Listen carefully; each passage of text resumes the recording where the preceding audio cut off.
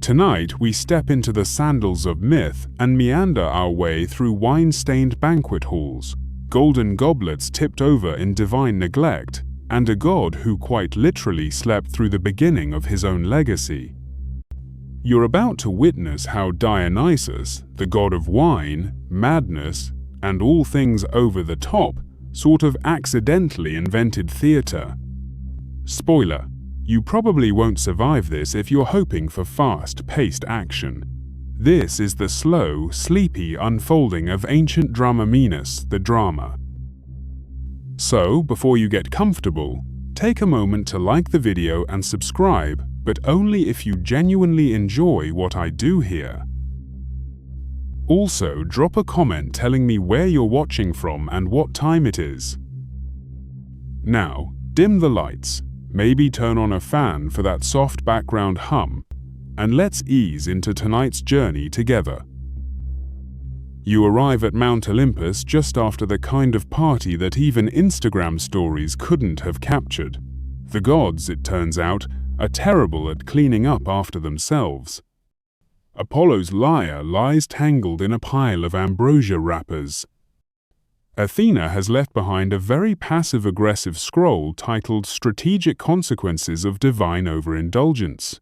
Hera's peacock is missing a few feathers and glares at you like this is your fault somehow. And Zeus? Zeus is somewhere half-dressed, asleep on a cloud, hugging a thunderbolt like it's a teddy bear. You tread carefully through what can only be described as a glittery divine mess. There's golden confetti in the clouds, someone's sandal probably, Hermes's, stuck to the ceiling with honey. And the air smells strongly of fermented grapes, singed lightning, and divine regret. But one figure is missing. Dionysus. You ask around, of course, or try to. Demeter is watering dead plants and mumbling something about seasonal trauma. Ares refuses to speak until he finds his missing spear, which he thinks Hephaestus used to roast marshmallows. No one seems to know where the god of revelry ended up.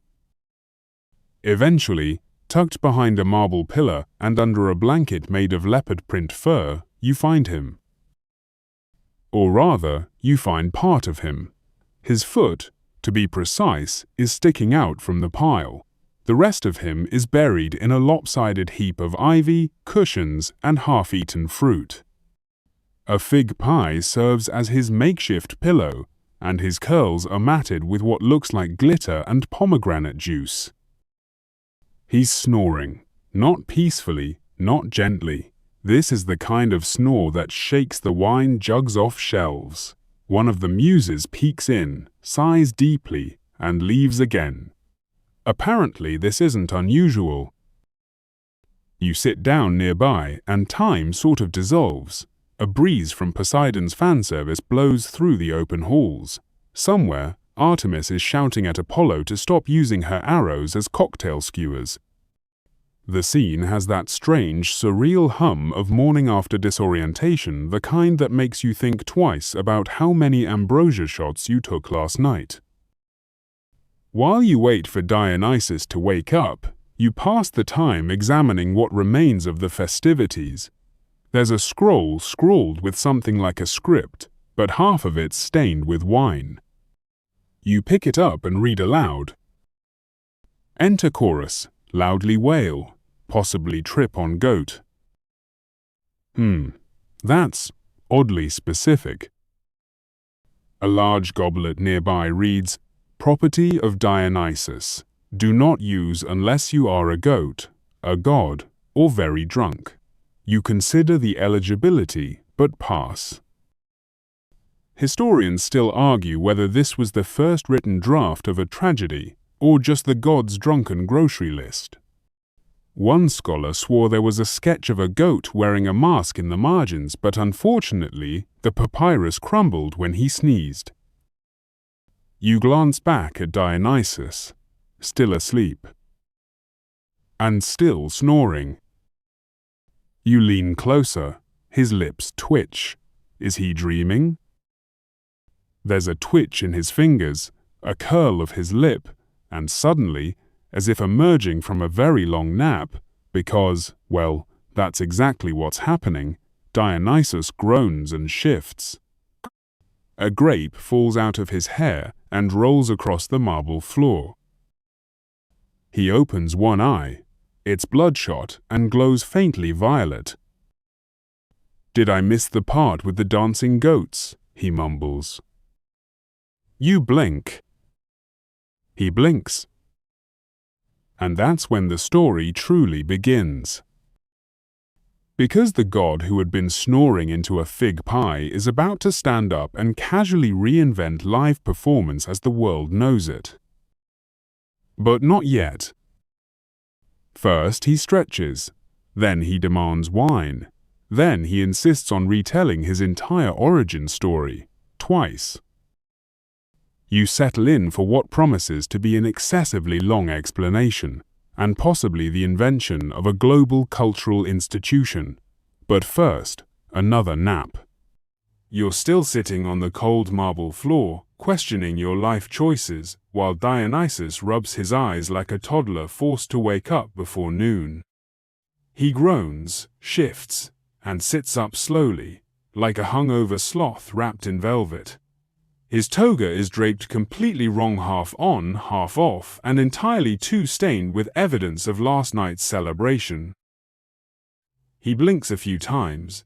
Then, with absolutely no warning or context, he asks, "Have I told you about the time I was born out of my father's thigh?" You hesitate, say yes, and you risk encouraging him. Say no, and you might be stuck in a monologue with no intermission. You nod slowly, hoping for the shortest version. He does not give you the short version.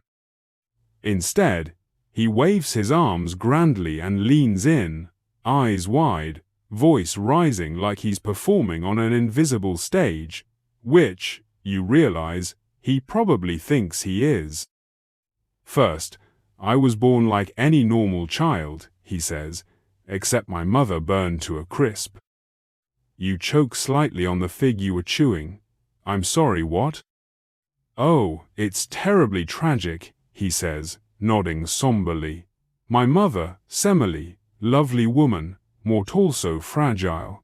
She asked to see Zeus's true form. Rookie mistake." Poof.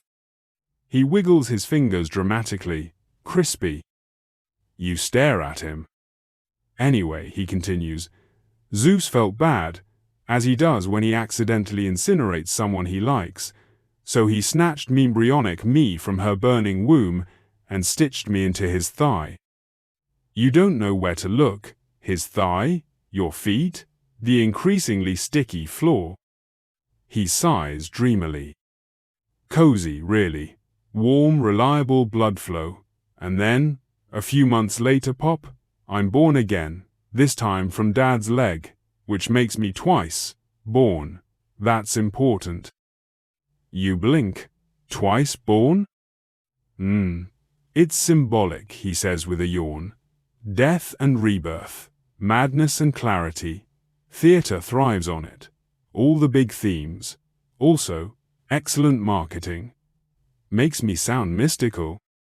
Historians still argue whether the thigh birth was a metaphor for divine protection or just ancient poetic nonsense. Some fringe theorists believe it's a symbolic cesarean via lightning bolt. One guy tried to write a thesis on it and had a nervous breakdown halfway through. But Dionysus isn't done. Oh no. He stretches out on a nearby couch-own leg up, as if he's posing for a chaotic Renaissance painting, and launches into Act 2 of his bizarre backstory. So, I'm raised by nymphs. They're very enthusiastic. Lots of singing, very little supervision. At one point I'm disguised as a girl to hide from Hera, who's, you know, not a fan. You nod. Hera tends to hold grudges. Then, he says, perking up, I'm sent away again, this time to Mount Nysa. Beautiful place, not real. No one can agree where it is. Some say it's in Ethiopia, others say India, and a few drunk poets claim it's a metaphor. You'd like it, great sunsets. He seemed so pleased with his own story, like a toddler showing off a mud pie. It's disorienting, but oddly charming. Mainstream scholars agree that Dionysus's multiple upbringings, Mount Nysa, Asia Minor, sometimes even Phrygia, reflect his fusion of foreign and Greek influences. He was a god who didn't quite fit into the old Olympian mold, so his story kept evolving to match different cultural vibes. He's the only major Greek god whose legend involves so much travel. Like a backpacker with divine powers and an endorsement deal from wine. "You ever sail with pirates?" he suddenly asks. You pause. "I can't say I have." "Ah, that's a shame," he says, already sitting up. "Terrible people, smelled like fish, but I turned them into dolphins. It was hilarious." And just like that, he stands up, grabs a half-empty jug of wine, and beckons you forward. "We're going," he says, "to the sea. You're going to love this next part. It's got masks, deception, and revenge, all very theatrical." You follow him because what else can you do, as he strides barefoot across the glitter-littered halls of Olympus. Behind him you notice a golden laurel caught in his hair and a grapevine trailing like a dramatic scarf. You're about to watch a god get kidnapped by pirates, hallucinate vines, and reinvent the concept of spectacle. But for now, you're mostly just trying not to slip on a puddle of ambrosia. You follow Dionysus down a winding marble staircase that seems to unspool forever, ending in a port where clouds lap at the hulls of ghostly ships. Everything glows faintly purple, as if the air itself is drunk on red wine and bad decisions. You squint into the distance and somehow, improbably, the scene morphs. Gone are the golden halls of Olympus. In their place, a dusty village, a crooked port, and a ship that smells like salted wood and lies. You're in the mortal world now. Dionysus, to your alarm, has swapped his godly aura for the shaggy look of a mortal shepherd. He's barefoot, wearing a cloak that definitely used to be a tablecloth, and whistling like he doesn't have an epic kidnapping incoming. You blink, and the pirates are already here. Now, pirates in Greek myth are not your charming Johnny Depp types. They're usually either violent, comically bad at planning, or so greedy they miss the fact that their hostage is glowing. Dionysus, as you might imagine, falls into the "do not kidnap unless you like being cursed" category. But the pirates? Oblivious. They see a handsome young man alone on the beach and think, "Hey, let's sell him," which is, objectively, a terrible idea. Historians still argue whether this tale was a morality fable, a metaphor for colonial exploitation, or just a warning to always check someone's vibe before abducting them. The pirates drag Dionysus aboard. You follow, mostly because no one notices you and also because you're mildly curious how one turns pirates into dolphins. At first, everything seems fine. They tie Dionysus to the mast, start rowing, and brag loudly about the ransom they'll collect. Dionysus says nothing, he just smiles.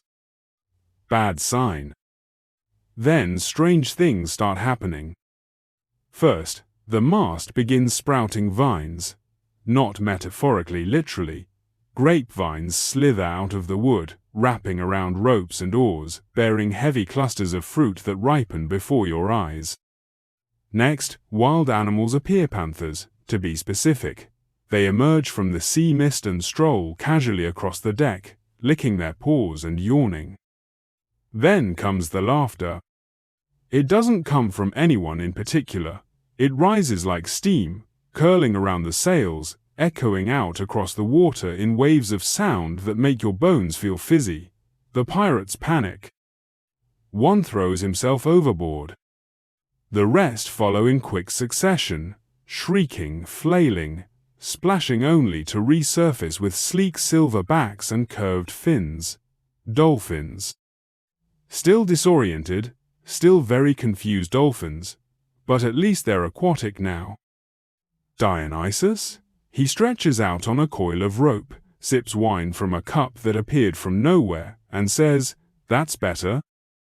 You sit down beside him, trying not to look too impressed. "Why dolphins?" you ask. He shrugs. They looked like the type. This moment, this strange mythic prankish, one of the oldest stories associated with Dionysus.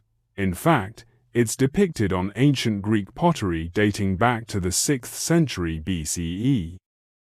Some vases show the pirates mid-transformation, others just show dolphins looking vaguely ashamed. Scholars believe this myth was a key part of Dionysus' early cult image, part trickster, part punisher, always unpredictable. You sail in silence for a while, watching the ex-pirates frolic in the waves. They seem oddly content now, leaping beside the ship, occasionally bumping into each other with soft, wet thuds. Dionysus leans back. "You see," he says, "theaters like this. A bit of illusion, a twist of fate, and everyone leaves changed." "That was theater?" you ask. "In its purest form," he replies, eyes twinkling. "A performance uninvited, an audience who thought they were in control, and a cast who had no idea what role they were playing until the curtain fell, until the sails dropped. You consider this, he might be right." You walk beside Dionysus as he enters Athens, not with trumpets or lightning, or even a modest parader, but barefoot, humming, and half-wrapped in a new robe made from, is that a curtain? No one seems to notice at first, which is strange, considering he is radiating the faint glow of divinity and muttering something about inventing emotion. Athens at this point is still a city in progress. The streets are dusty, the statues are mostly missing arms, and the political debates already last 6 hours longer than anyone wants them to. The people here are clever, restless, and deeply opinionated. They argue about ethics while shopping for olives. They hold grudges like they hold symposiums regularly, and with wine. "Perfect," Dionysus whispers. "There'll be a great audience." You pass temples, markets, even a small amphitheater carved into the hillside, but Dionysus waves them all off. Too small, too serious. I want drama, spectacle, a little screaming maybe.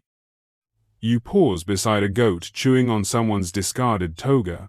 Dionysus looks at it thoughtfully. "Did you know," he says, "the first tragedies were probably just goat songs?" You blink. "I'm sorry?" "Goat songs," he repeats, petting the goat, who seems flattered. "Thaliath muse of comedy has a thing for livestock, but before that, the dithyrambs. Wild choral hymns sung to me, usually around bonfires, often with someone dressed as a satyr yelling emotionally at the moon."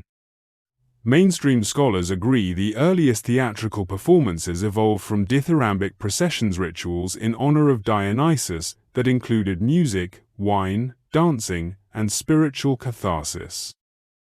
But whether or not they involved actual goats wearing masks remains hotly debated.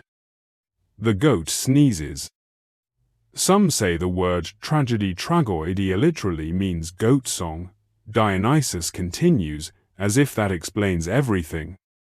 You try to picture a bunch of men chanting around a goat while wearing ivy crowns.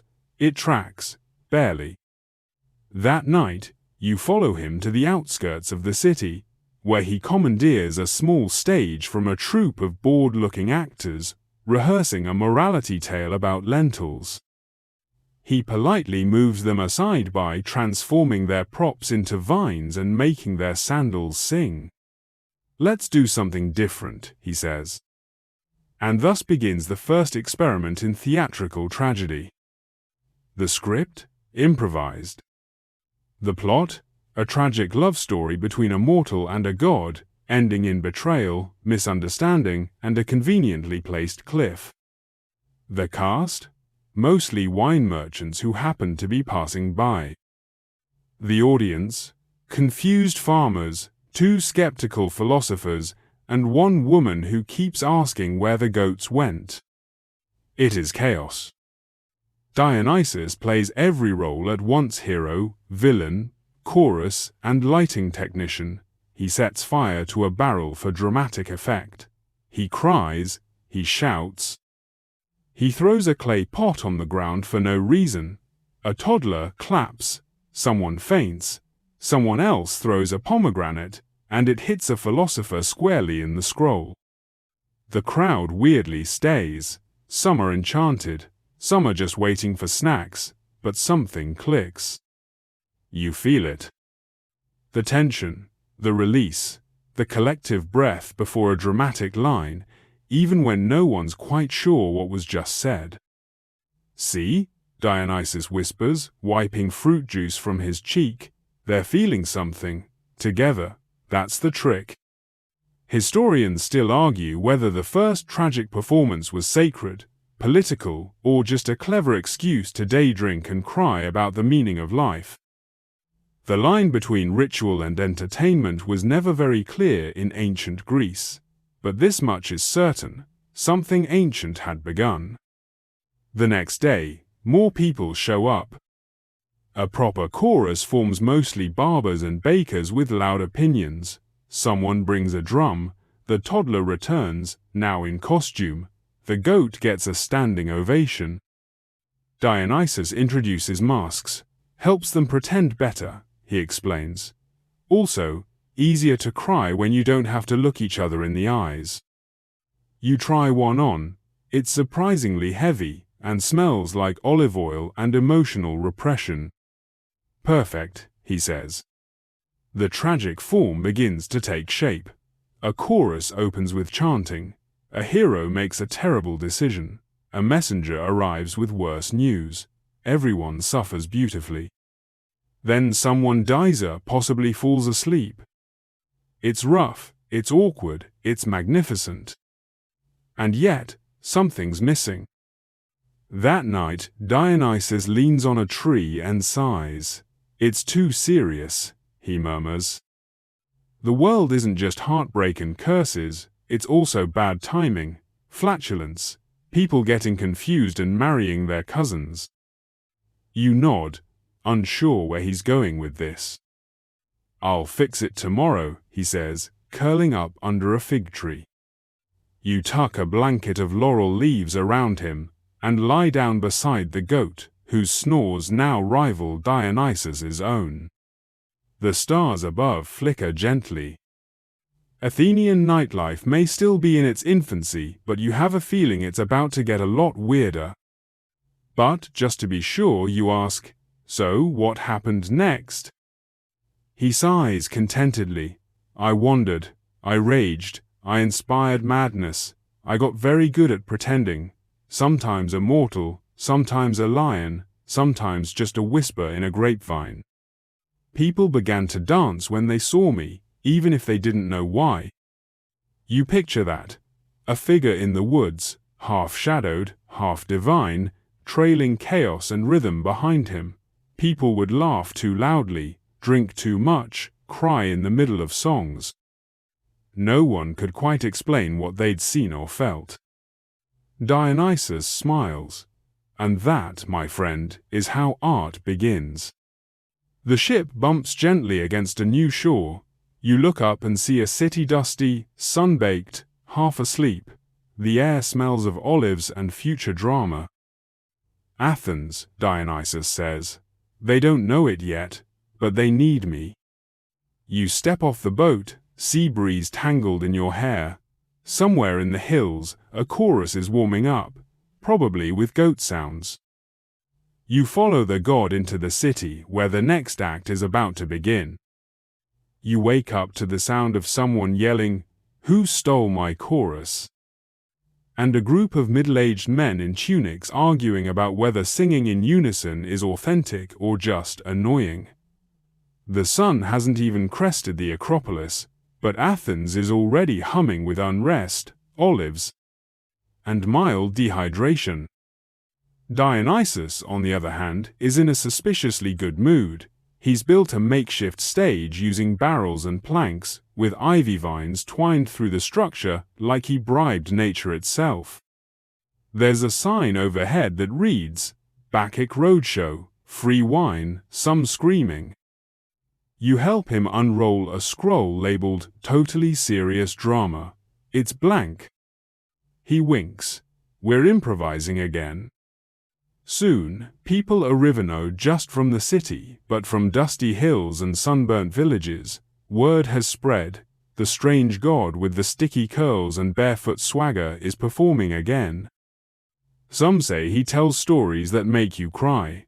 Others say he gave their cousin a prophetic dream involving talking frogs. A few are just here for the free wine. This time, though, something changes. He invites the crowd into the performance. "You," he points at a startled farmer, "you're a king now. Bad news, your son's in love with a statue. And you," he gestures to a merchant mid-sip, "you're the statue. Please don't blink." It's ridiculous. It's brilliant. And for the first time, laughter breaks out where there should have been gasps. People enjoy it, not just the pain, not just the tragedy, but the absurdity of it all, the unpredictability, the chaos. "You've invented comedy," you whisper. He grins. "Nah, I just let them in on the joke." Historians still argue whether tragedy or comedy came first. Aristotle, predictably, insists tragedy is older and more noble.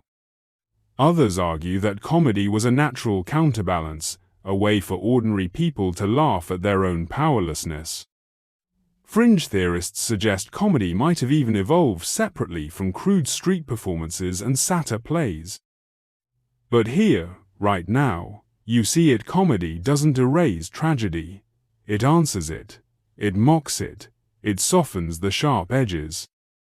And just like that, Dionysus's traveling roadshow becomes something new. A roaming, chaotic, slightly wine-soaked machine of catharsis. He takes it on the road. Through Thrace, where local warlords demand to be cast as tragic heroes. Through Focus, where an audience insists on performing their own version of the ending, involving 2 goats and a flood.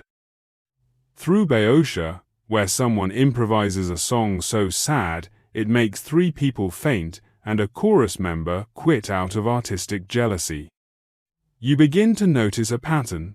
Everywhere you go, Dionysus draws out the buried emotions. The villagers who never cry, they weep openly. The warriors who never laugh, they giggle like children. The scholars who claim to observe only, they start scribbling dramatic monologues in the margins of their treatises.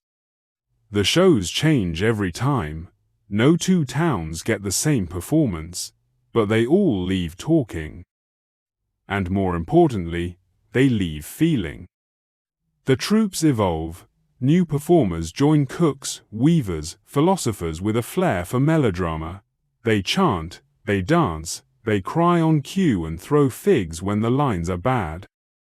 One woman even invents a sound effect for thunder by shaking a bag of olives over a fire. You don't question it. Dionysus starts naming the stops on this increasingly disorganized tour: the Pathos Express, Tears, Beers, the Cry, and Fly Circuit. You keep a list. One night, somewhere between Delphi and a cave with surprisingly good acoustics, you find yourself backstage, holding a prop goat skull and wondering how this all spiraled so far. Dionysus sits beside you, nursing a clay cup of something suspiciously fizzy. "This is theater," he says, waving vaguely at the torchlit stage. "Not just performance, not just ritual. It's a way to rehearse being human." You raise an eyebrow. That's either profound or something you read on a vase. "Same thing," he says, and downs the drink. It's quiet for a while. The cicadas buzz. Someone's tuning a lyre. A kid trips over a mask and yells, "I wasn't ready," like a tragic hero in training.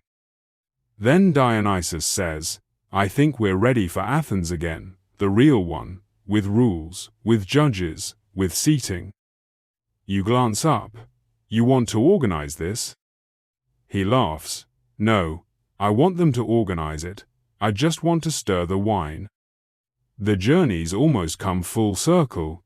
The traveling show is heading back to the city that first needed it, only now it's stronger, stranger, sharper. And Dionysus? He's only just getting started. You return to Athens not with a triumphal procession, but with 3 donkeys, a trunk full of soggy scrolls, and a chorus member who keeps humming dramatically whenever someone says the word destiny. The city has changed in your absence. There's more chatter in the agora, more whispered debates behind fig stalls, and somehow, the whole place seems like it's waiting for something to happen. Like a stage before the curtain rises. Dionysus pauses at the gates, breathes in the dusty air thick with politics and perfume, and mutters, "Yup, definitely time." And so begins the great push, convincing Athens to institutionalize a week of chaos, wine, and emotional breakdowns. He does it the Dionysian way by throwing a party so strange, so unreasonably theatrical, that city officials have no choice but to write it into law. You watch as he invites magistrates to The Trial of the Masked Onion, a one-act satire about taxes. You watch a man dressed as a goat propose that the entire city take a week off work to cry about fictional characters, and somehow, it works. The city agrees to sponsor a new kind of festival, one that blends religion, performance, and competitive play acting. They call it the City Dionysia. Held every spring, it quickly becomes one of the most important cultural events in the Greek world. Scholars today still marvel at how organized chaos became state-supported art. Historians agree that the City Dionysia marked the true birth of Western theatre as a public, institutionalized tradition. For now, though, it's mostly chaos. You help prepare the amphitheatre. It's carved into the slope of the Acropolis, a stone bowl for human emotion, open to the sky. Workers are still chiseling seats when the first audience members arrive with olives, wineskins, and zero understanding of how long the performances are going to be.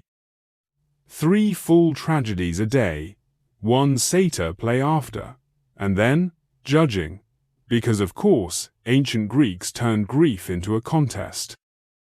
Dionysus insists on opening the first day himself. You try to dissuade him.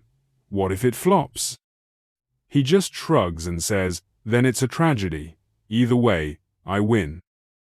He stands center stage in a shimmering robe, arms raised, hair shining like spilled ink. The crowd hushes. Even the merchants stop shouting about chickpeas. He begins. No props, no set, just voice.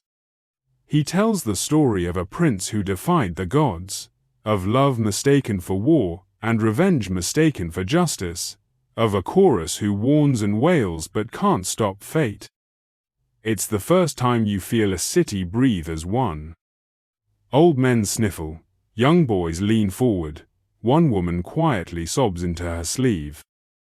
When it ends, there is no applause, just silence, thick and slow, like the gods are listening too. Then someone drops their wine jug, and the spell breaks. The next play begins, this one funnier, rowdier, and starring a man wearing a phallus the size of a javelin. Comedy always finds a way. Over the next few days, Athens turns into a theatre machine. You see thousands of people, rich and poor, philosopher and servant sitting together, watching together, judging together. It's exhausting, it's sublime, it's a lot of sandals. The chorus has become a critical part of the show's part narrator, part moral compass, part accidental comedy. You watch them chant, sway, weep, and occasionally break formation to chase a cat that wandered on stage. Each play has a playwright. Each playwright has a point to prove, and each point takes 3 hours, minimum. You overhear a critic say, "This one explores hubris through familial decay." Then he eats an entire cheese wheel and leaves halfway through. Athenian life slows to a crawl during the festival. Shops close, trials pause, gossip flourishes. Everyone has an opinion. That Orestes guy needs therapy. The chorus was too dramatic. Tragedy peaked last year. One man writes a formal complaint because the goat sacrifice wasn't moving enough. But underneath the messiness, something deep is happening. The city is processing itself, its griefs, its victories, its very identity. And Dionysus? He watches from the wings, eyes glinting. "You see," he whispers, "they think it's entertainment, but really, it's a mirror, and they're not ready for what they'll see." You don't know if he means the next tragedy or the entire future of human civilization. But as the sun sets over the marble rose and the final chorus chants into the wind, you realize something. Athens doesn't just want theater. It needs it. The morning after the festival's first round, you wake up with a papyrus playbill stuck to your cheek and the lingering taste of fermented figs in your mouth. A chicken is perched on the end of your bed, judging you. You don't ask why, you just nod back and get up. Dionysus is already outside, lounging beneath a sycamore tree, tossing grapes into the mouth of a chorus member who's lying on the ground with a mask still on.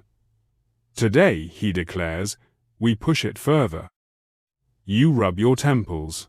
Further than 3 back-to-back tragedies and a satyr play that involved a chorus of inebriated frogs. He grins. "Oh yes, today we add goats." You squint at him. Goats, as it turns out, are more central to Greek theatre than anyone likes to admit. Not only do they feature in the etymology of tragedy tragoidia, remember, goat song, but they also became prizes. Literal, living, bleating goats handed to the best playwright of the day. You watch as city officials stone-faced, draped in official robustry to hand a playwright, a rather annoyed goat named Persephone. The playwright, to his credit, accepts with only minimal screaming. "Why goats?" you ask Dionysus. "They're dramatic," he replies, "and loud, and unpredictable. All the best art is."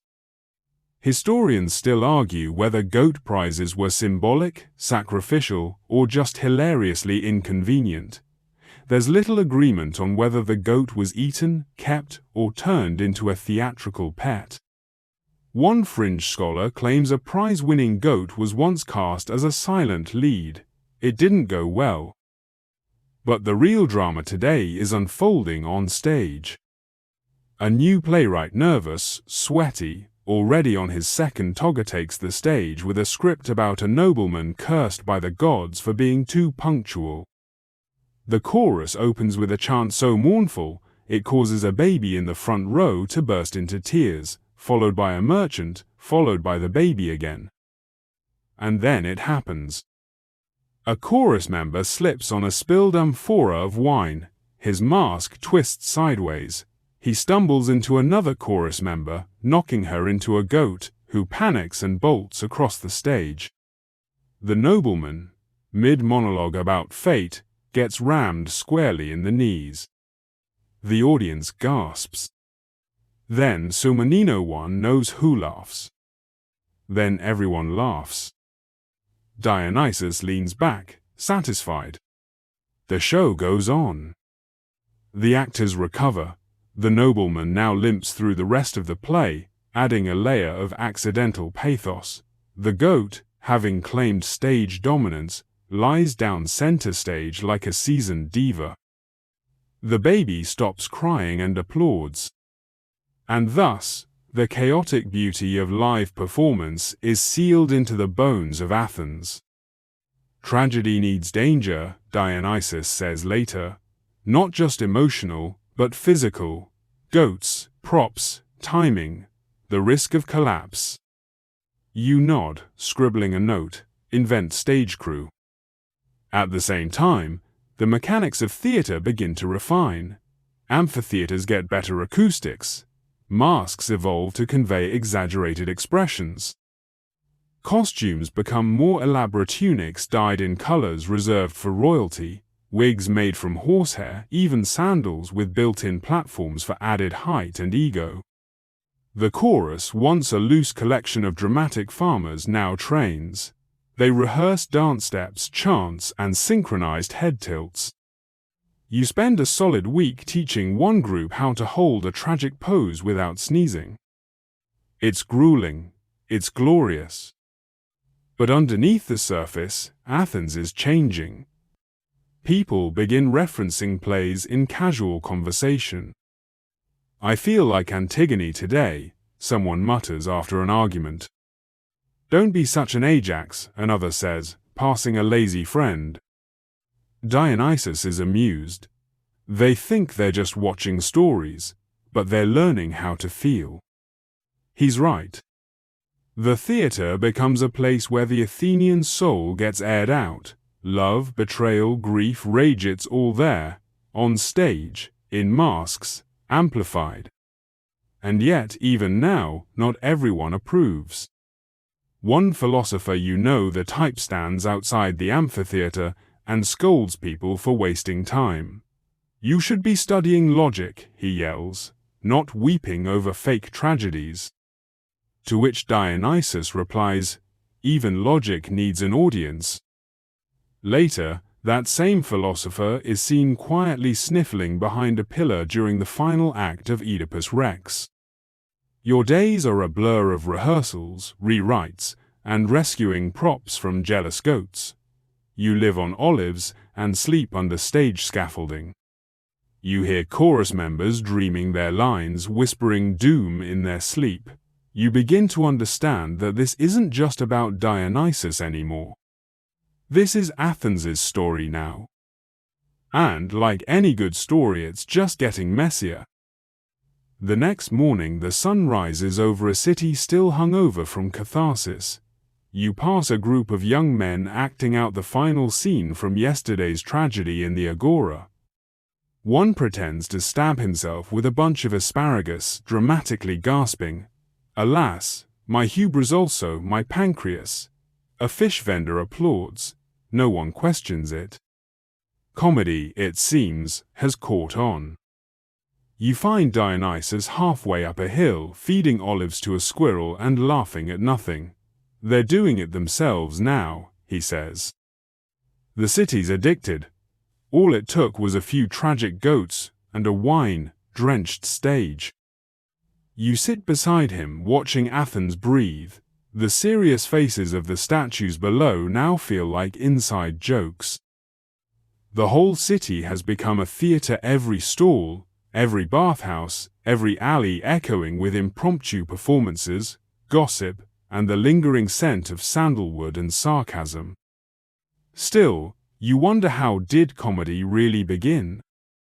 "By accident," Dionysus replies, as though you'd spoken aloud, "like all the best things." He tells you the story of a performer named Long Forgotten who, in the middle of a tragic monologue, forgot his lines. Panicked, he pointed to the chorus and said, "Say something sad, quick." Instead, someone burped, loudly. The audience roared with laughter. And instead of scolding him, Dionysus had leaned in and whispered, "Keep going." Comedy, once an awkward interruption, had found its place. In fact, it had always been lurking at the edge of tragedy, behind the mask, in the absurdity of trying to make sense of a chaotic world. Historians still argue whether comedy developed from the same ritual roots as tragedy, or if it emerged from rural festivals like the phallic processions of the commer's rowdy drunken parades celebrating fertility and awkward musical timing. Some theories suggest it evolved as a social safety valve, a way to mock authority, poke holes in dogma, and make people feel less alone in their ridiculousness. But all theories agree on one thing. Once comedy arrived, it never left. You remember your first festival performance, the chaos, the goat, the tragic actor slipping in wine, and realize, comedy didn't break the illusion, it completed it. Dionysus stands. Come on, he says, they're rehearsing the first official comedy play today. You arrive at a makeshift theatre, where a small troupe is preparing for a performance called The Sneeze of the Oracle. The premise? A misunderstood prophecy causes a chain reaction of absurd events. A king orders an accidental marriage, a woman builds a temple for her pet duck, and someone uses an olive jar as a helmet. The actors wear padded costumes, oversized masks with absurd expressions, and phallic props that bounce with every dramatic step. The chorus sings lines like, "He tripped on fate and landed on shame. He married a goat and blamed the name." You watch the audience lose it. Laughter rolls through the crowd in waves. A man coughs up his wine. An old woman cackles so hard she has to lean on her grandson. Even the priests, at first suspicious, begin to chuckle under their breath. Dionysus turns to you, smug. See? They need this. The release. The absurdity. Tragedy tells them life hurts. Comedy tells them it's okay to laugh anyway. And in that moment you understand. Comedy isn't the enemy of tragedy. It's its twin drunk, shameless, unfiltered. Where tragedy ennobles suffering, comedy relieves it. Backstage, the playwright, nervous man named Philocrates who smells like onions wrings his hands. "It's too stupid," he mutters. "No one will take it seriously." You pat him on the back. That's kind of the point. Later that evening, as the sun slinks behind the Parthenon and the crowd disperses still giggling about the duck, Temple Dionysus throws his arm around your shoulder. "We've got something real now," he says, "something that's going to outlive us." You raise an eyebrow.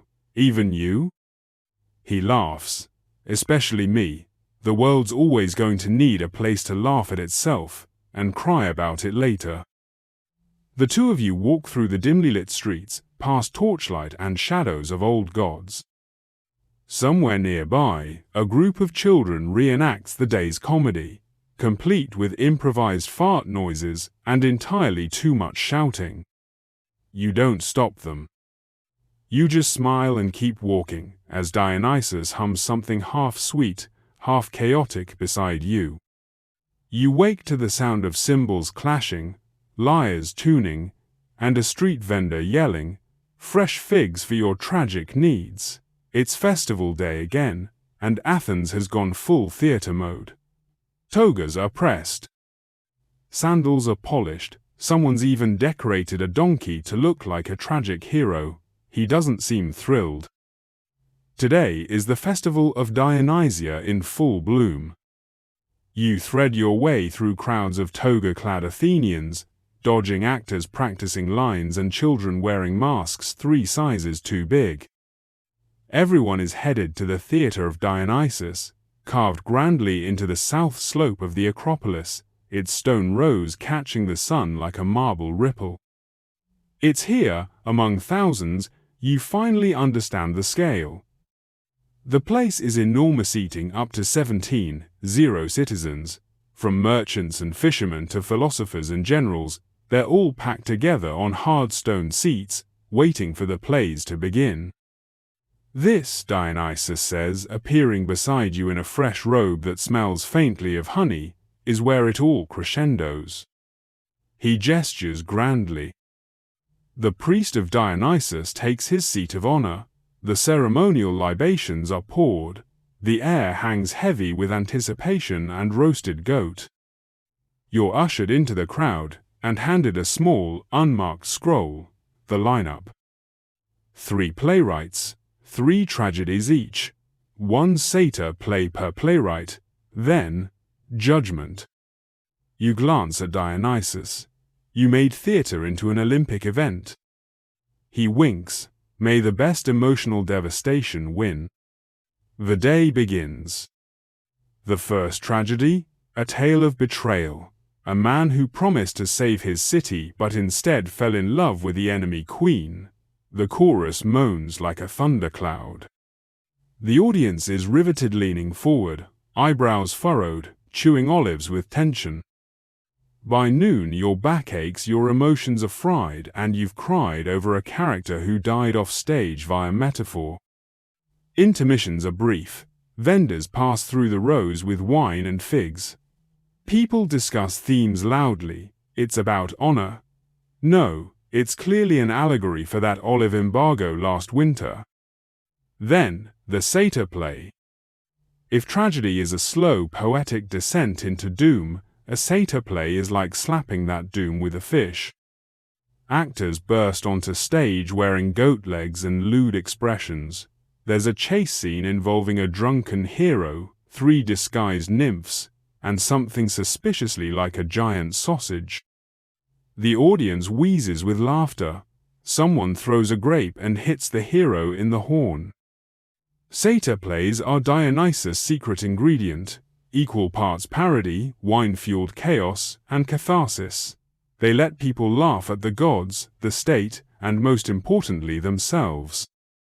Historians still debate whether satyr plays were just comedic relief or carried hidden critiques. Some argue they were deeply philosophical beneath the crude jokes. Others say they were just ancient frat parties with better poetry. You're not sure who's right, but the crowd seems to need this. After a day of death, fate, and existential torment, they need a break, a laugh. A wild, mischievous goatman playing the flute. By sunset, the amphitheater buzzes with exhausted joy. The final chorus bows. The playwrights wipe their brows. The audience groans and stretches and prepares to vote. Yes, they vote. Each citizen casts a stone. Names are etched.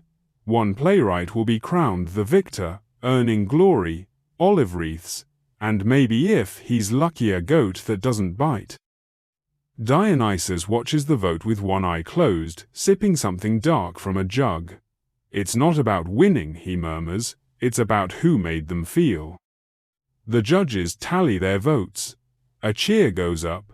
A name is announced: Cleisthenes, a young dramatist with trembling hands and a big nose, who promptly bursts into tears.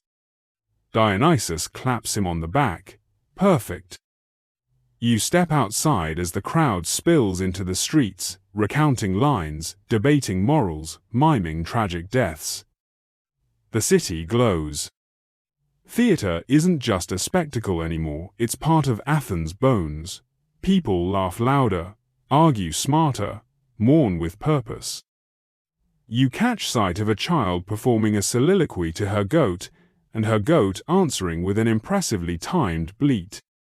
You lean over to Dionysus. This festival, it's going to last, isn't it? He grins. A few centuries at least. And he's right. The city Dionysia becomes an annual event. The greatest minds, Aeschylus, Sophocles, Euripides, will rise through it. Generations will gather in the same stone seats to laugh, cry, and question the world. But for now, you just walk the torchlit streets, warm from the wine and the laughter, and the strange comfort of knowing that storytelling, ridiculous, raw, and deeply human, has finally found a home. You spend the next few days wandering Athens in a kind of theatrical afterglow.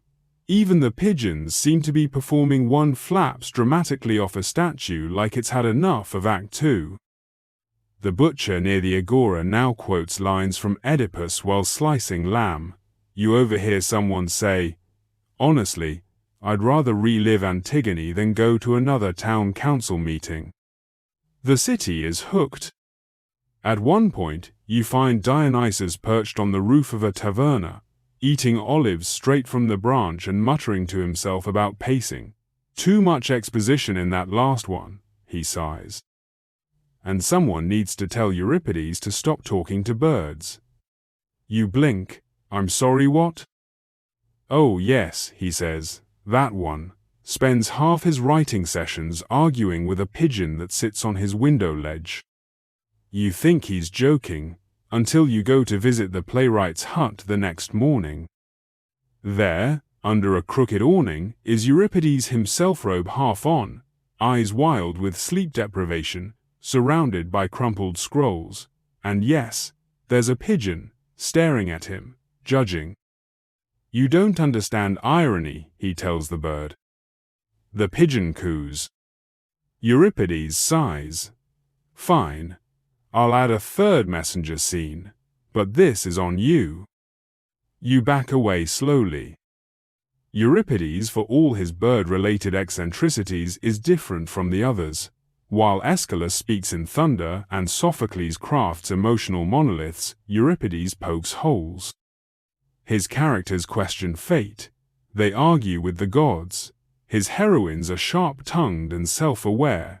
Even his tragic figures pause mid-monologue to ask, "Wait, am I the problem?" Dionysus adores him. He's the only one who writes people like they actually talk. Well, drunk people, anyway. Historians note Euripides as the most modern of the big three tragedians. While less celebrated in his own lifetime, often mocked for his unconventional Heroius works endure. Today, we see him as the playwright who brought humanity into divine chaos, who turned myth into mirror. At night, you help Dionysus review scrolls. Playwrights now send him drafts for feedback. Some are excellent, some are goat-focused. One includes a scene where 3 chorus members argue about the price of sandals for 5 pages. Dionysus writes, "Cut this in wine." He started workshopping ideas with the chorus members too. You attend one such session in a crowded back alley where a group is rehearsing a particularly dramatic ode to the concept of time. One performer trips, lands face first in a basket of leeks, and stands up weeping in character. Dionysus nods. That's commitment. There's a kind of theatrical arms race happening. Bigger masks, bolder choruses. One director insists on staging an entire play backward. Another adds puppets. A third tries to get a dolphin on stage. It doesn't go well. And yet, amidst the chaos, a strange order forms. You see writers borrowing from each other, debating structure, sharing punchlines. The city has become one giant rehearsal. Even the courts borrow theatrical techniques, pathos, character, dramatic pauses during trial speeches. Everything is performance now. But theatre's not just growing in Athens. You hear murmurs from other cities. Traveling troupes are forming. There's talk of a new amphitheater in Corinth, an experimental chorus in Thebes. A one-woman satyr show in Sparta that no one can agree was satire or rebellion. Dionysus seems both pleased and overwhelmed. "I just wanted to make people feel something," he says one night, lying on a rooftop, "and now they won't shut up about character arcs." You pass him a grape. "Maybe you started something too big to control." He grins. "Isn't that the point?" You lie back beside him, watching stars crawl across the sky like slow-burning stage lights. Somewhere below, a group of students perform a parody of the Iliad using kitchen utensils. The audience roars. Theatre, you realize, has left the gods. It belongs to the people now. To the man quoting Euripides to his goats. To the child reciting tragic monologues at bedtime. To the playwright arguing with a pigeon until dawn. And maybe that's what Dionysus always intended. Not just a spectacle, but a spark. You spend the next several weeks backstage, quite literally. Your tunic smells like lamp oil and papier-mâché, and you've developed an eye twitch from managing chorus logistics. The city might see the grandeur of gold-painted masks, the thunderous odes, the standing ovations, but you know the truth. Theatre is mostly glue and tears. especially when masks are involved. Dionysus has decided to revolutionize the art of mask-making, declaring, "If the gods must speak through mortals, they should at least have good cheekbones." You help him collect beeswax, linen, and the occasional stolen scarf to wrap around wooden frames. Together, you craft exaggerated faces, grief stretched into an open mouth, joy into impossibly round eyes, rage into contorted brows. Each mask tells a story before the actor even speaks. They're works of art, and, unfortunately, they're also boiling hot. Wearing one of these is like debating Plato inside a stew pot, grumbles a chorus member mid-rehearsal. Still, they wear them, they love them. The mask frees them from self-consciousness. It allows them to become monsters, lovers, kings, and fools all before lunchtime. Historians believe masks weren't just artistic choices, they were theatrical technology. In an open-air theater of thousands, the mask exaggerated emotion, carried sound, and offered a symbolic shorthand. Here is sorrow. Here is madness. Here is someone who probably shouldn't be trusted with power. But it wasn't just about looks. You discover something strange when people wear masks. They say things they wouldn't normally say. The quiet ones suddenly deliver monologues. The brash ones soften into tragedy. One actor refuses to take his mask off for 2 days because he hasn't finished grieving yet. Dionysus calls it the second skin. He adds, "Theater's not about pretending, it's about permission." You nod, then duck to avoid a flying prop amphora. Speaking of props, that's another logistical disaster. The stage sword is too blunt. The thunder sheet keeps falling on someone's foot. Someone accidentally used the sacrificial altar as a dinner table, and now there's hummus on the bloodstains. You assign a group of teenagers to manage it all. They immediately set something on fire. Dionysus is unbothered. Fire is symbolic. Rehearsals blur into performances. You help coordinate a tragedy about a cursed city, only to realize halfway through that 3 actors have the wrong masks and are delivering the wrong play. The audience doesn't notice. They call it avant-garde. One chorus member faints from emotional dehydration, unclear. The emotional toll is real. Actors sob backstage, then emerge with perfect posture. One man refuses to break character for a week, narrating every moment of his life in a tragic voice. Alas, the bread is stale. Cruel fate has burnt the crust. The masks are beginning to affect everyone. And not just the actors. You see audience members crying more easily, laughing more freely. The masks have become mirrors, reflections of their deepest feelings, fears, dreams. And somehow, behind all that pretending, they find truth. Dionysus introduces more rituals. He says it's about respecting the theater. You suspect it's about getting people to stop interrupting the third act to ask for more wine. So, before each play, incense is burned. The chorus enters with synchronized stomps. A goat is blessed. A fig cake is offered to the gods, then eaten by stagehands. It's all very solemn. Until someone forgets their line and replaces it with, "Insert divine wisdom here." Dionysus nearly chokes on a grape. Still, the magic builds. Each performance becomes an event. Rumors swirl. The masks are enchanted. The chorus sings in sleep. Dionysus appeared in the audience and whispered the ending. You know, most of it is exaggerated. Mostly. One evening, while reorganizing the prop basket, you find a mask you don't recognize. It's heavier, darker. The face is half smiling, half terrified. When you lift it, you hear a soft whisper, "Tell them." You drop it. Later, Dionysus sees it in your hands and nods. That one's for the unspeakable truths. we don't use it much.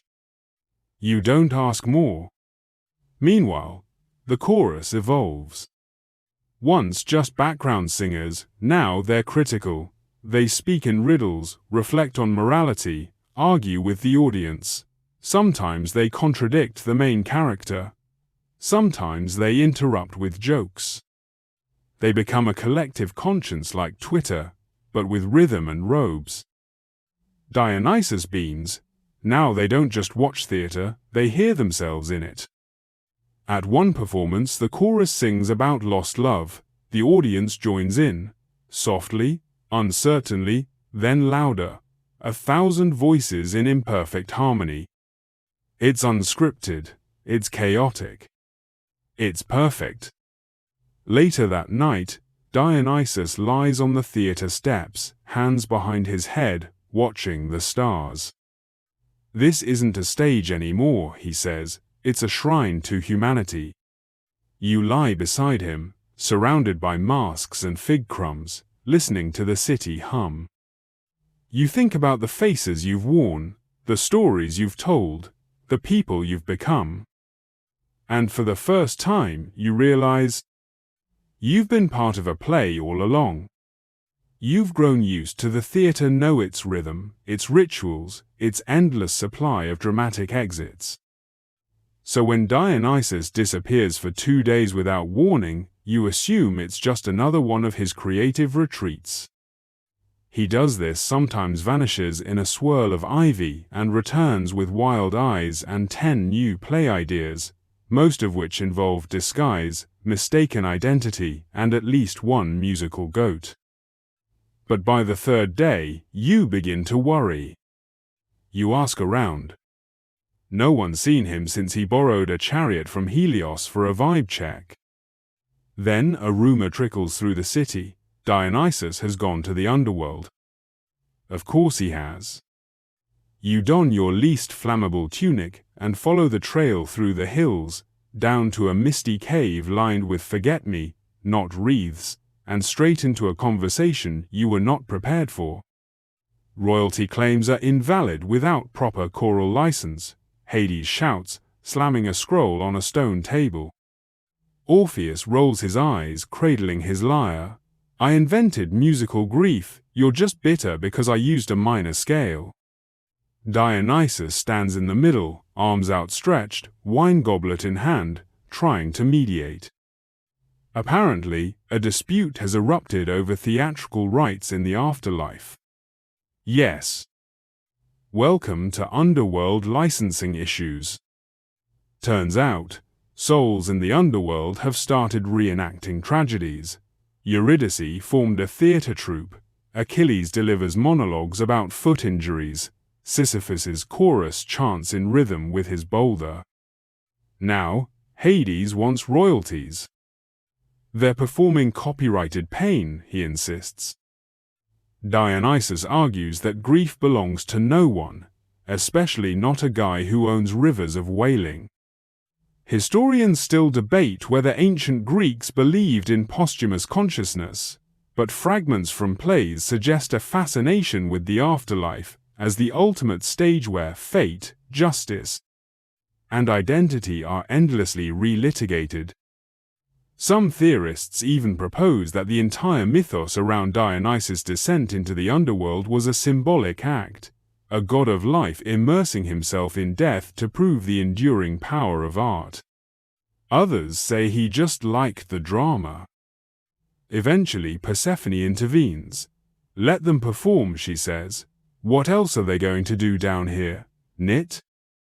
A truce is struck. Dionysus agrees to offer creative consultant status to Hades in exchange for ghostly cameo appearances in upcoming plays.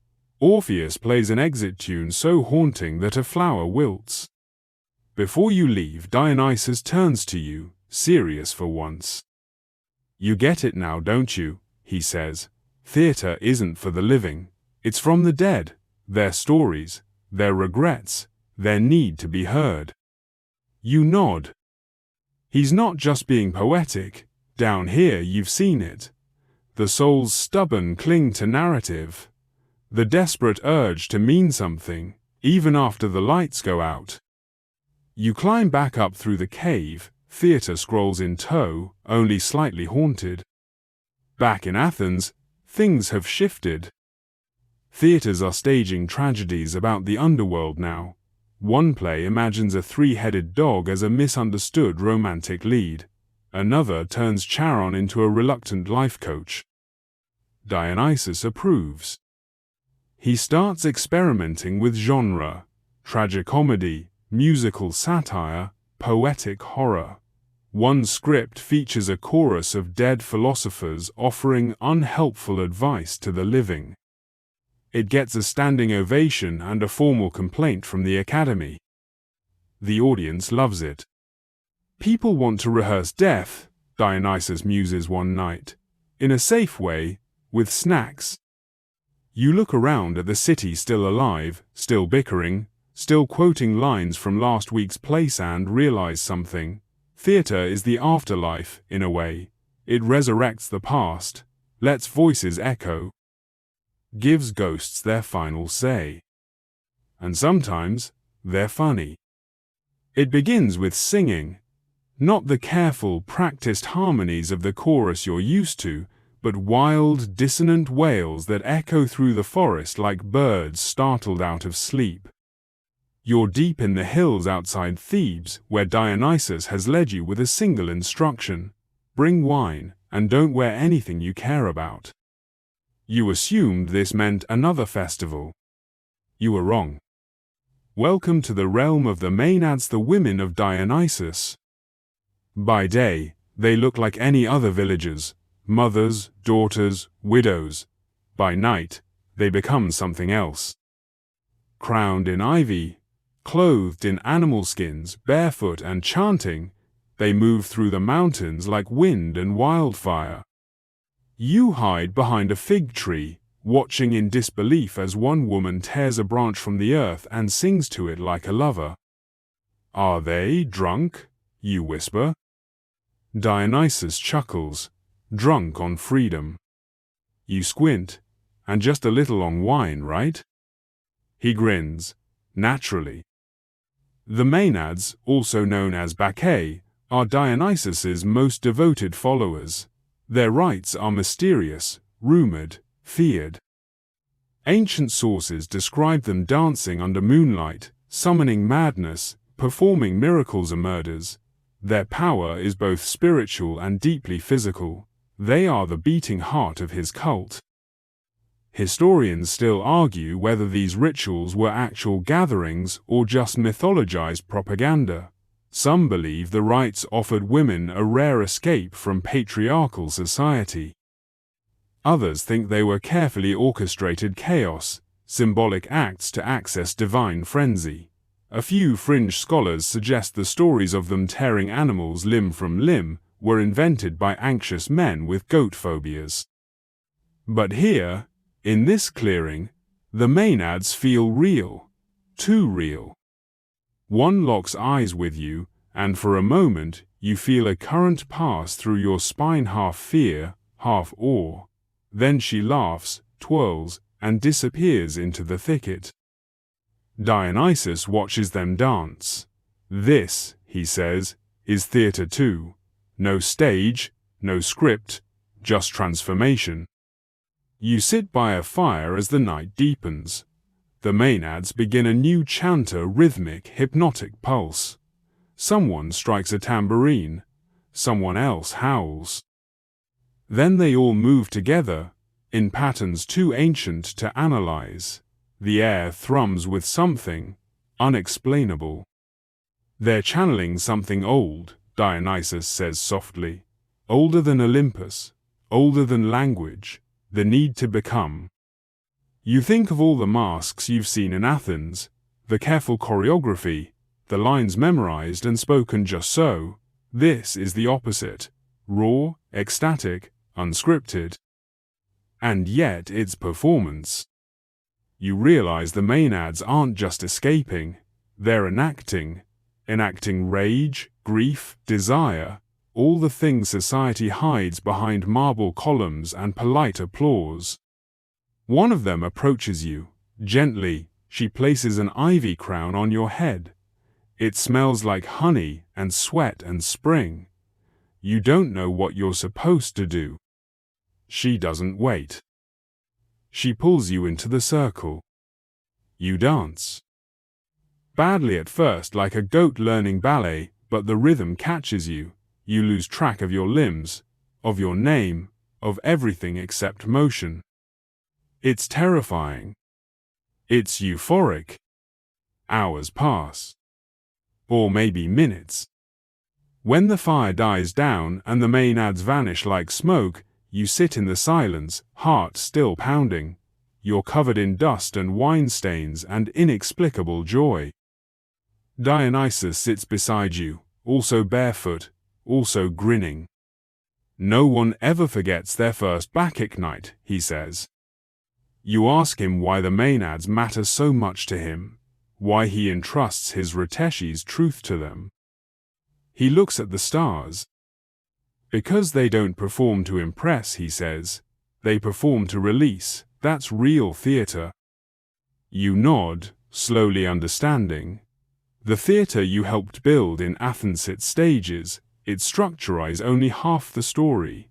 The rest lives here, in the dirt and the howl and the reckless, radiant now. Later, as you drift off beneath a canopy of leaves, you hear one last chant from deep in the woods. We are the frenzy, the fire, the flight. The voice of the vine in the darkest night. You don't know if it's part of a play, or just the truth. At this point, you've learned there's very little difference. You return to Athens the next week, maybe month, mud-streaked, slightly bruised, and still picking bits of pine bark out of your tunic. You've danced with the maenads, shouted at the sky, and possibly headbutted a tree. It's hard to tell what was symbolic and what was just enthusiasm.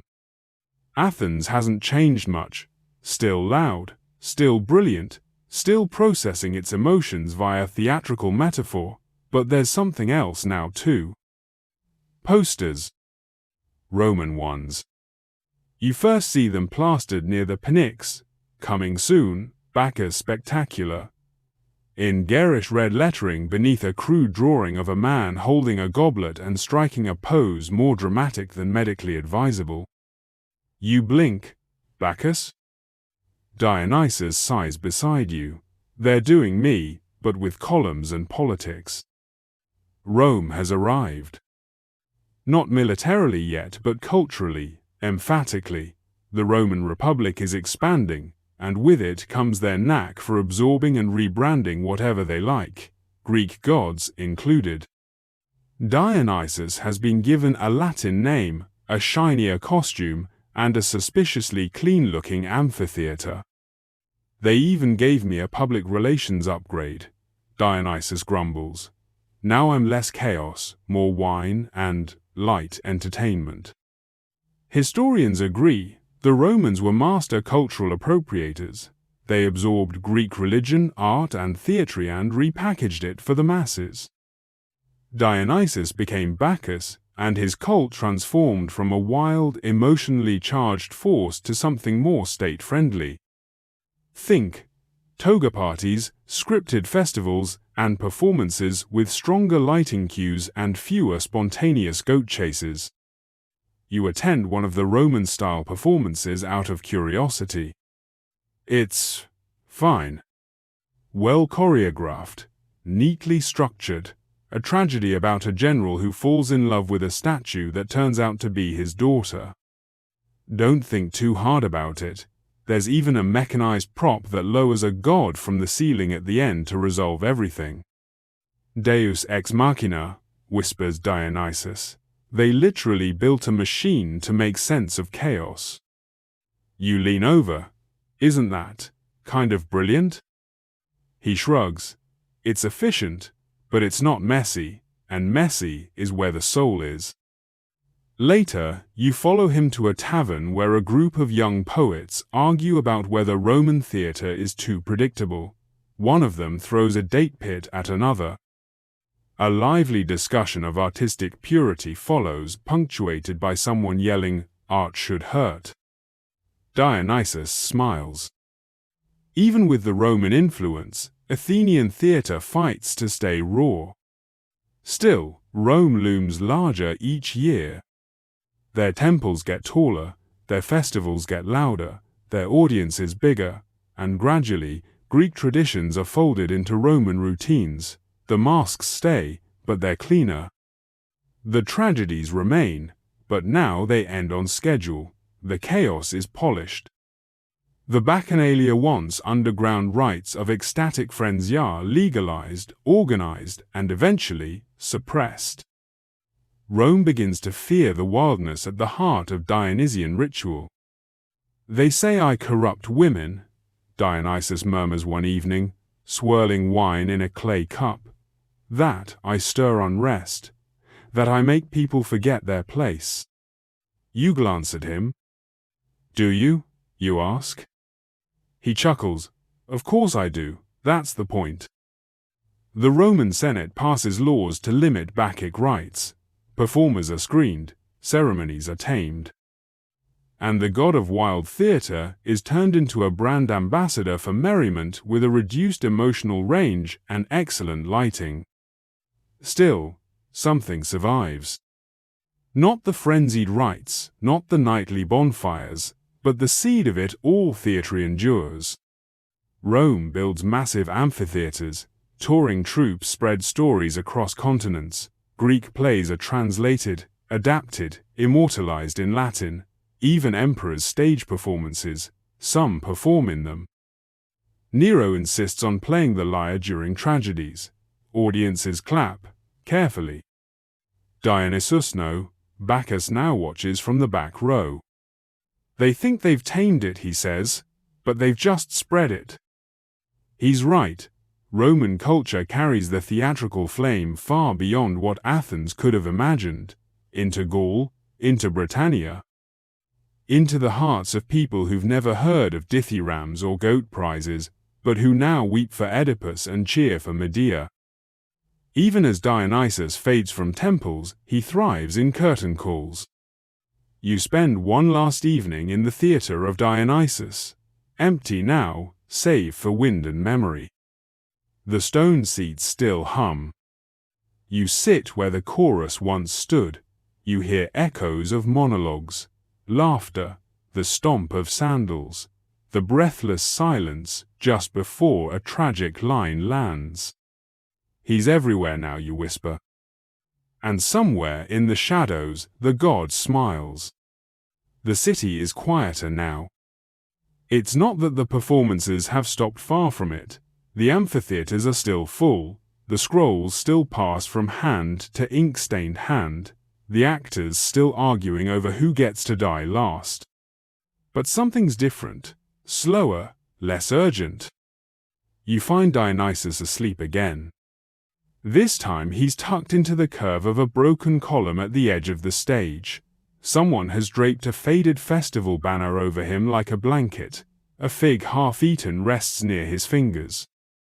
A masked comedy on one side, tragedy on the other lies by his head, like a faithful dog. You don't wake him. He's earned this nap. You walk through the theatre's corridors one last time, past empty dressing rooms, past rehearsal spaces stained with wine and ink, past a single olive pit carved with a joke only 3 people ever understood. It's all still here. Athens may eventually fade, Rome may rise and fall, but theatre, this strange collective dreaming, has found a permanent home in human hearts. You sit in the center of the empty theatre and close your eyes. You remember your first performance, the clumsy chorus, the masks that slipped, the goat that ran away with the finale. You smile. You think of the Maenadsoph women dancing under starlight with wild eyes and open palms. You think of that actor who forgot his lines and gave the world comedy by accident. You think of the chorus always there, always echoing, always trying to make sense of what came before and what might come next. You think of Dionysus. Not the wine god, not the Roman Bacchus, but the restless dreamer, the barefoot visionary who gave the world a stage and said, "Now, feel." You rise. The city yawns into dusk, olive trees rustle like the whisper of curtains. A child somewhere recites their first lines, too loud, too fast but earnest, always earnest. The mask remains. The audience shifts. The story yours, theirs, ours, keeps unfolding. Somewhere Dionysus sighs in his sleep. A grape rolls downhill. A breeze carries laughter and weeping in equal measure. You step away from the stage, knowing now that every street is a script, every silence a cue, every goodbye a kind of applause. And now, the lights dim further.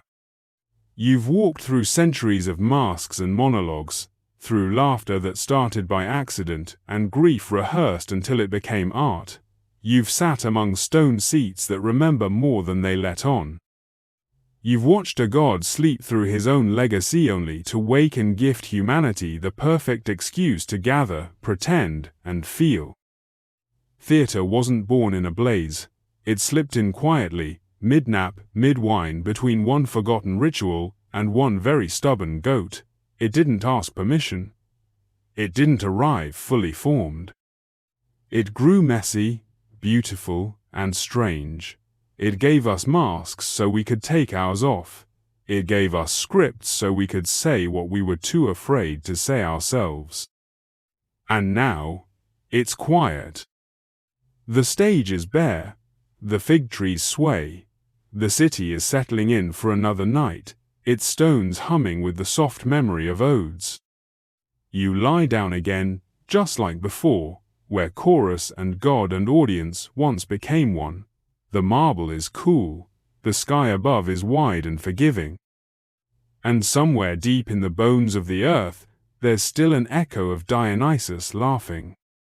Your eyelids grow heavy, not with boredom, but with that old sacred sleep, the kind that follows a story told well, a story passed down, a story remembered. No curtain call needed. Just rest. You were part of it all. Sweet dreams.